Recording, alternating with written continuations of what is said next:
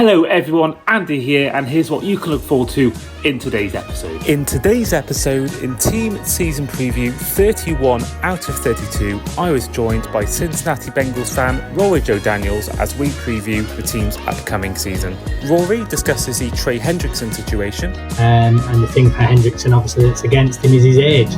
Rory also discusses their defensive issues from last season. And so we are lacking in the pass rush ability, I think, at defensive tackle, so it'd be interesting to see who emerges there. And Rory predicts the team's overall record in our win, loss or tie segment.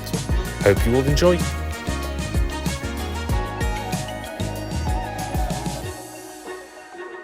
Hello and welcome back to the Across the Pod NFL podcast. I am, as ever, your host, Andy Davis, here for Team Season Preview 31 out of 32, and the team today is the Cincinnati Bengals. And as you can see, joining me today is Bengals fan Rory-Jo Daniels. Rory, how are you? Good, thank you, Andy. Yeah, pleased to be here again as every season. So yeah, I'm waiting for the season to start. Yeah, I mean, we are at that stage of the season now where we are getting closer towards the season beginning, and of course, we are the penultimate episode of the season preview. So we have reached the end of this stage of the season as well. Let's head into the ins and outs of the Bengals off-season. So in total, you re-signed the likes of Mike Gesicki, of course, T. Higgins, as well as the likes of Joseph Asai, Cameron Sample, Tanner Hudson, BJ Hill, Cody Ford. But you lost the likes of Khalil Herbert, Trent Brown, Joe Bashie, Trayvon Williams. But you signed the likes of Samaje Perine, who joins the team after a spell with the Chiefs, as well as Lucas Patrick, Noah Fant, Tedderell Slatton, as well as Oren Burks and Lucas Patrick. And also you did extend Jamar Chase to a $161 million deal, and you released the likes of Sheldon Rankings, Alex Kappa, Jermaine Pratt, and Zach Moss. And you did lose Sam Hubbard to retirement. And in the draft, you took 6 players, and these were Shamar Stewart, defensive end, 17th overall, Demetrius Knight, linebacker, 49th overall, Dylan Fairchild, 81st overall, the guard, linebacker Barrett Carter, 119th overall, as well as guard, Jalen Rivers, 153rd overall, and running back Taj Brooks, 193rd overall. Rory, your take on the off-season as a whole? A bit of a mixed bag, really. Obviously, the Higgins news was fantastic. That kicked everything off. Being able to get that over the line and secure him and Chase for a long period of time where there's no sort of contention around money or re-signing or anything like that. That's great. That gives continuity to that trio. I think everybody thought Higgins was going to walk out the door, so that was exciting news. Everything else has been a bit mixed, really. Lucas Patrick, he'll come in and hopefully get a starting guard job. It was a bit underwhelming, really, and I feel like that's probably an area that we could still address. There is a few guards on the market still. So, yeah, I thought we might make more of a splash there. TJ Slayton I think all the signs are that he'll be a good addition. He's making some strong impressions at camp, and obviously he gives us that sort of big body in the middle, which we needed. So we are lacking in the pass rush ability, I think, at defensive tackle. So it'd be interesting to see who emerges there. As you said, in the draft, the guys we brought in is a bit of a different approach to the draft for the Bengals, because usually they do go younger, but they knew they had positions to fill and they needed people to come in and hit the ground running. So obviously Demetrius Knight and Dylan Fairchild are going to come in straight away, and they're going to be expected to start, which is a big thing for a rookie. Everything sounds like Demetrius Knight's doing really well. He's taking everything on board. He is that bit older, more experienced. So I think he'll be a positive. And then obviously Shamar Stewart, he's going to have an impact straight away, especially with the fact that the Trey Hendrickson contract hasn't, I know we'll get on to that, hasn't gone the way we wanted it to go. So Stewart is going to have to come in and have an immediate impact at defensive end. So yeah, mixed bag. Higgins was fantastic.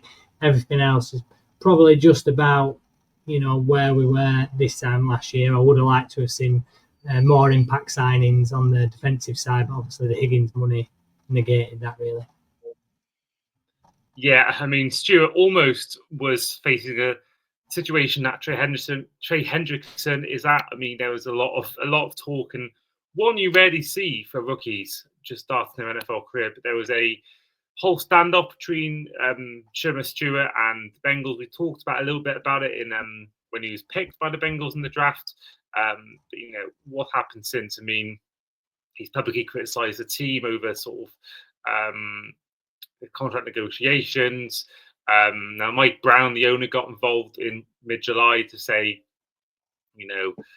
about how his agents acted in terrible fashion, and there's been a lot of back and forth between Mike Brown and sort of the agent of Shamir Stewart. Then eventually, July 26th, he did sign a fully guaranteed 4-year contract with this making him the last of the Bengals rookie class to sign their deal, and the last first-round pick as well in the entire league in the first round to be given a contract. I think with what's going on with Hendrickson, it must have breathed a huge sigh of relief when you saw that news come through that he had signed that extension. Yeah, the Stewart thing, it was getting a bit out of hand really for a rookie. Obviously, they had a similar thing with Demetrius Knight in that he didn't sign his contract, but he did sign a waiver that allowed him to train until he did sign the contract. He signed it a bit earlier than Stewart, so that would have been the easiest way to deal with it for Stewart. Obviously, the contract language was what he had an issue with, and I think in the end it was solved by a bit more money up front. Meant that he was happy to sign it. Obviously, it was a departure from the way we'd worded the contracts for last year's first round pick, which he took. I don't think it was particularly Stewart. It was agent driven, and it's just one of them things really. And there is some stubbornness. We have it every year with the Bengals. There is some stubbornness in that front office, and I think that's what led to it. So obviously, I would have liked it if he had been a bit more quiet. He was quite outspoken. He did have plenty to say about the team. Obviously, it's not the greatest first impression to make on the fans, but I think the way he's performed in camp early on suggests there's a lot of potential there. And I think if he can come in and immediately get sacks, 10, 15 sacks in the first season, it'll all be forgotten about. And that's what we do really need him to do this year. I think absolutely. I think about Jamarcus Russell. He had a similar situation when he joined the Raiders in 2007, first overall pick, and you all know how that sort of career's gone, and his attitude was questionable, has been talked about a lot since. And I guarantee you, if he had a MVP career or MVP season or Hall of Fame career, no one would have talked about that contract. Maybe apart from maybe a Football Life documentary, but certainly if Shamir Stewart goes out and balls out year 1, year 2, and has a good career, then that will all be forgotten about. I know, Larry Tunsil had the whole, situation pre-draft with the Bong picture, but from what I've seen since he got drafted, there's not been really much controversy around him. Which even someone like Jalen Carter as well. Jalen Carter had a lot of controversy around him. Travis Kelce had some as well, and they've gone to have good careers. So, yeah, I think as soon as they start getting sacks or getting stats, whatever position they are, I think that will be forgotten about. You mentioned Trey Hendrickson then. He's also someone who had a lot of off-season chatter. So there was a refusal last year to extend or trade during the season in 2024. The Bengals give Hendrickson permission to seek a trade in March 25.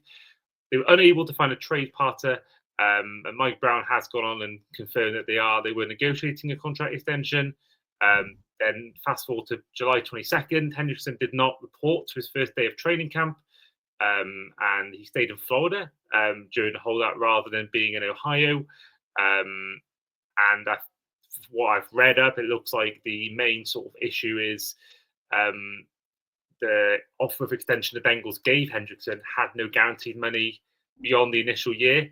And since then, he's reported the camp on July 30th, but withheld from practice and on-field drills. Now, of course, one of the other big stories was the Jamar Chase and T. Higgins extension, and it seems that the Bengals haven't been fruitful with that, or haven't been sort of money they've come out and pay Higgins and Chase a lot of money, which probably has added fuel to the fire with Hendrickson. How are you seeing that? Are you seeing it as potentially maybe that's why Stewart got drafted to replace him, or are you seeing them hopefully playing together? What's your take on that whole situation? Because not only having the Stewart situation we had for a lot of the offseason, you had this as well, which is still rumbling on at a time of recording on August 14th. By the time this podcast is released, it may have been resolved. You never know. But what's your take been on the whole Trey Hendrickson situation? Yeah, I'm obviously hoping that it does get solved. The stuff I read yesterday, it did seem like it was closer to being solved. The money side of things looks like it's dealt with. The guarantees is always the issue with the Bengals because they don't really like giving guarantees past the first year to anybody. They broke that structure for obviously Burrow and Chase, but other than that, it doesn't really happen. And the thing for Hendrickson, obviously, that's against him is his age. That is another reason why they don't want to guarantee money past that year. I understand it from both sides. Obviously, he's been super productive. We love him in Cincy, and he deserves to be paid like one of the top guys because he's done it year in, year out. Now, at the same time, he did come to the table a couple of years ago. He got the extra extension. Really, that was the time where he needed to stand his ground and sort of say, no, this is when I need paying. And he took a little bump to tide him over. Now, he might say that the Bengals told him that he would be able to sit down and renegotiate in the future, and maybe they've gone back on that now. But obviously, he is contracted. He will cost himself a lot of money if he doesn't. So I don't really see a situation where he doesn't play because obviously he won't get paid. He's going to start racking up fines if he doesn't participate, and it's just, I don't think that's good for a player of his age. He needs to make the most of the season coming up. He needs to put himself in the shop window if he is to find a new deal after this one. But I do think they will come to an agreement. I think it will get sorted. It sounds promising. It's just obviously getting it over the line. I don't think it's going to matter too much performance-wise because he knows what he's doing. He could come straight in and rush the quarterback straight away. So I'm not worried about that. It's just getting it done. And obviously, you don't want to expose Shamar Stewart straight away to having to play a key starting role. So if we can get Hendrickson in there, it would be good for Stewart to learn behind him. So, yeah, fingers crossed. It sounds more promising and I'm more sort of optimistic than I was at the start of the off-season. Yeah, it may, as I said before, it may well be resolved by the time this podcast is released. But let's head into our win, loss, or tie section. Now, apologies for those listeners. We are having a shorter than normal episode today for the Bengals, just due to time constraints. So we have rattled through the talking points. Now I'm going to rattle through each game in the Bengals season. Now, Rory, of course, the Bengals last season just missed out on the playoffs, so they entered the season with a 9-8 record. Do you by chance remember what your prediction was for the Bengals 12 months ago on this podcast? I can't. I think there'll be plenty more wins than that. I think I was quietly confident last year, and it didn't go to plan. Well, it was 13-4, so not quite what you had planned last season. No, definitely not. Well, week one, you start off on the road, but staying in Ohio as you take on the Cleveland Browns. Yeah, I go with a win there. Obviously, a bit of uncertainty over Cleveland's quarterback situation. Probably take a couple of weeks for them to sort of settle in. So I'll go with a win early doors. Well, week two is your home opener, and you take on the Jacksonville Jaguars. Yeah, I think another win there as well. Obviously, at home, I think the Jags will be a lot better. I think it'd be a difficult test, but I do think that we should be able to do them at home. Well, week three, you are on the road to the Minnesota Vikings. Win, lose, or tie? We'll take a loss there. I think the Vikings are always going to be difficult on the road. I think JJ McCarthy will be pretty good. So it could be a toss-up. Depends how he settles in. But obviously Justin Jefferson versus our secondary, that worries me. Well, week four, you're staying on the road, and this time against the Denver Broncos. Yeah, I'll go for a win. And Broncos were a lot of a surprise package last year. But yeah, I think we can beat the Broncos. So week five, you are at home to the Detroit Lions. Ooh, tricky one. I'll go with a loss. I think the Lions are still good. I don't like taking losses at home, but that is a strong team. I know they've got some issues along with obviously Ragnow retiring along the offensive line and stuff, but yeah, they're talented in Hutchinson back healthy. That'll be a scary opposition. Well, you're sticking with the NFC North in Week 6 as you take on Green Bay Packers at Lambeau Field. Yeah, tricky again that one. We'll go with a loss. We'll go with another loss. We're up to 3 losses now. I'm trying to be not as optimistic as last year, so I'm trying to be more accurate. But yeah, it's a difficult place to go to, Lambeau, and I think Green Bay have a good team. Jordan Love, I like him a lot as a quarterback. So yeah, I'll take the loss there. Well, Week 8, you're staying at home. So you are at home against the Pittsburgh Steelers. Yes, Steelers. I think we'll beat the Steelers. Yeah, I like the rivalry games. I'm not going to be pegging us for losses there. So, yeah, you can put us down for a win. Well, in Week 8, you're going from Rodgers' current team to Aaron Rodgers' former team as you take on the New York Jets. Yeah, I'll give us another win against the Jets. I'm not that confident about them. I do think defensively they're strong. But I think we'll have hit our stride by then. Coming off if we have a win against the Steelers, I think Burrow will be in prime mid-season form by this point. Well, before your Week 10 bye, you face in Week 9 the team that Aaron Rodgers has some stake in ownership-wise, the Chicago Bears at home.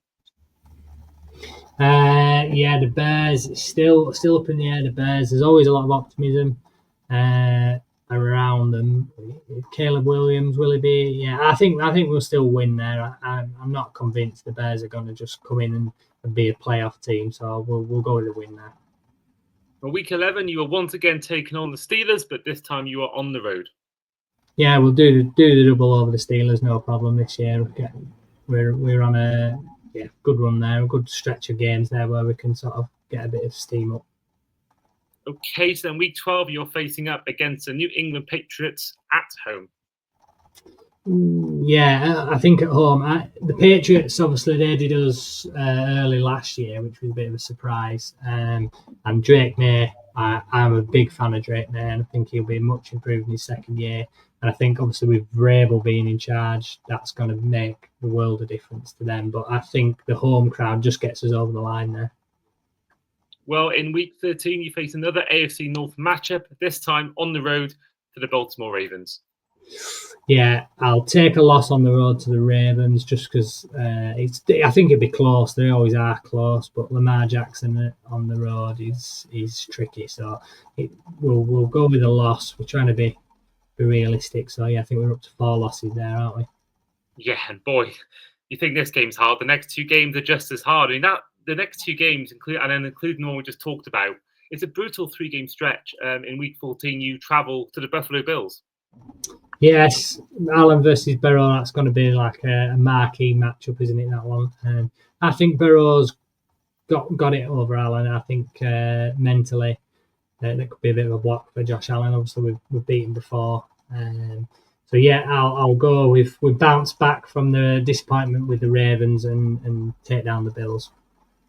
I don't think I've seen, we've done 31 out of 30 teams now. I don't think I've seen a team with a harder double game, back-to-back game stretch than in Baltimore, than in Buffalo. It's not like you're at home to one of these teams. You're playing in Baltimore, which is a fierce crowd. Buffalo Bills, the same thing. Their last season, one of their last games at Highmark Stadium, they're going to be up for it. That's a brutal 2-game stretch. That is horrific. I think if we can split there, if we can win one, I think they'll be really happy at that, really, because if you don't want to, it's the wrong time of the year to start losing back-to-back games. So you do need to get a win out of one of them at least. Well, speaking of which, Week 15, you take on the Ravens again, and this time at home. Yeah, so we'll go with a win again. So it's a tough, like you say, tough 3 matches there. But we go 1-1 with the Ravens because the home crowd. Again, I think it'll be 3 to 5 points difference in it, and I think we can overturn them at home crowd being the advantage. Well, week 16 is the game that you'll be on the podcast for, I'm sure, either to preview it or review it, as you take on the Dolphins on the road. Now, doesn't say on here what day of the week it is, but it says it's 8:20 p.m. So that's going to be prime time, whether that's Sunday night football, Monday night football, Thursday night, I'm not sure. But either way, on the road to the Dolphins, win, lose, or tie. Yeah, I'll go with a win against the Dolphins.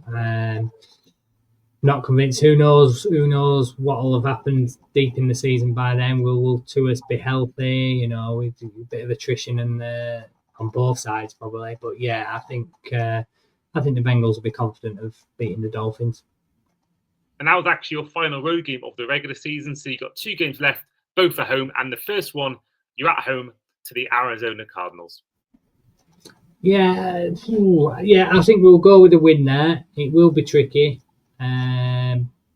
Kyler Murray, I'm not sold on him, but I do think that the Cardinals have recruited well. I do think they're going to be better. But yeah, I think at home we should be beating the Cardinals. And then finally, week 18, you are at home to the Cleveland Browns. Yeah, so we'll finish in style, finish with a flourish. I'm not convinced about the Browns at all this year. I think there's going to be too much turmoil, too much question marks over everything. And yeah, I'm pretty confident we can finish there with a victory. Does that leave me at 4 losses there or 5 losses? Yeah, so exact same one you predicted last year, 13-4 again. Yeah, so that's maybe a tad optimistic. But yeah, somewhere in around there. Probably a couple more losses, and that is probably what I was probably expecting. But it all comes down. I think offensively, they've got the potential to do that. It's whether the defense can sort of hold the line. Really, you know, we don't want Burrow having to score 30 plus points every game, but I think he can, especially with if Chase and Higgins stay healthy. But yeah, I think as the season goes on, this young defense will get better. But yeah, maybe that's a tad optimistic. But I think this is a playoff team. And in the playoffs, how far do you think you'll go in the postseason? Yeah, it's tricky. That is going to be down to whether Al Golden can get this defense ticking and whether Shamar Stewart's going to have an impact straight away. Obviously, the secondary is really young. Are we going to have a couple of people emerge out of that? Is Dax Hill and Jordan Battle, are they going to sort of be able to hold up as long-term starters? Geno Stone had a terrible season last year, so he needs to bounce back. So I think it all comes down to that. I have no problems with the offense. Obviously, the offensive line, I think Dylan Fairchild's come in as a rookie, looks solid. Lucas Patrick, I'm a bit unsure about, but obviously if he can give you a baseline of half decent play, I think they'll be good offensively. It's just we've got to be a middle of the pack defense, and then yeah, I think we could go as far as the Super Bowl if we can do that. But if you're playing Mahomes and Allen, you can't allow them to score 34 points. It's just you need to hold them to less than 30, and I'm not sure this defense can do it yet, but I'm hoping that as the season goes on, we'll see some progress. Well, let's head to our final section, which is going to be Fan Asks Fan. So, Rory, you are our penultimate guest, but our last guest was actually 2 guests in both Ollie Kent and Sam Morgan in our Arizona Cardinals season preview. Now, Sam wants to know from you, Rory, who will be the offensive rookie of the year? This is for every team, is it? Yeah, for the entire league. Yeah, so offensive rookie of the year. You put me on the spot here now. Let me have a quick think about it. Who have we got? Chuck me some names, Andy. Help me out here. Well, we actually had this question asked 2 episodes ago by Colts fan JP McGrath and Jets fan Olivia Peebles went with Ashton Genty. So there's one guy you can name there. I mean, Travis Hunter could come under this. He could win both awards. My mind's gone blank. Obviously, quarterbacks, you got the quarterbacks there. I mean, Shadir Sanders is an outside pick to win it. I think you could put two or three quid on it. My mind's gone blank as to who the rookie quarterback. Oh, Cam Ward, of course. Cam Ward. You could take him. Or, I tell you what, I'm going to go with Amari and Hampton at the Chargers because I just think the way Harbaugh wants his offense to tick is going to be through the running game. And now that they've got somebody who I think he is a special running back, and I think that paired with the fact that they're going to use him a lot. Obviously, Genti's going to be the same, and he's going to be the favourite. So I thought if I give you another name, I think Hampton will get the majority of the carries for the Chargers, and I also think that Harbaugh will want to do it that way with Herbert, take a little bit of load off Herbert so he can be special. But obviously, every time we've seen Harbaugh run college teams and stuff, it's been through the running game. So yeah, there you go. Amari and Hampton from the Chargers. Well, now, Rory, you've got the honour of asking our next guest a question. Now, Rory, you've got the honour of asking our next guest a question. Now, normally we don't like to reveal the team next, just for the surprise element for the fans and for the guest. But we only got one team left, so you know what team it is. That is the Buccaneers. So, Rory, this is your chance to ask our next guest a Buccaneers or non-Buccaneers theme question. Yeah, so I did go for Buccaneers themed. I wanted to know whether the Bucs fans are confident that Bucky Irving is going to be a top 5 running back. So he was top 10. He just snuck into the top 10 of rushing yards last year. Can he make the leap into the top 5? Obviously, there's a lot of interesting names. We just talked about Genty and Hampton. Obviously, you've got Saquon Barkley, Josh Jacobs. Can he make the step up? I like Irving as a player, and obviously he's going to be the lead back now for the Bucs. So yeah, I'm interested to know what they think, whether he can go from top 10 to top 5. And there we are. You'll find out the answer to that question in our next and final team season preview of the off-season. But in the meantime, Rory, thank you for coming on. Thanks for having me. No problem at all. And of course, we mentioned before, our next episode is the Buccaneers season preview. But in the meantime, this has been the Across the Pod NFL podcast, Cincinnati Bengals 2025 season preview. I have been, as ever, your host today, Andy Davis, with our guest in Bengals fan, Rory-Jo Daniels. And we'll see you guys for our next team and final team season preview. Take care.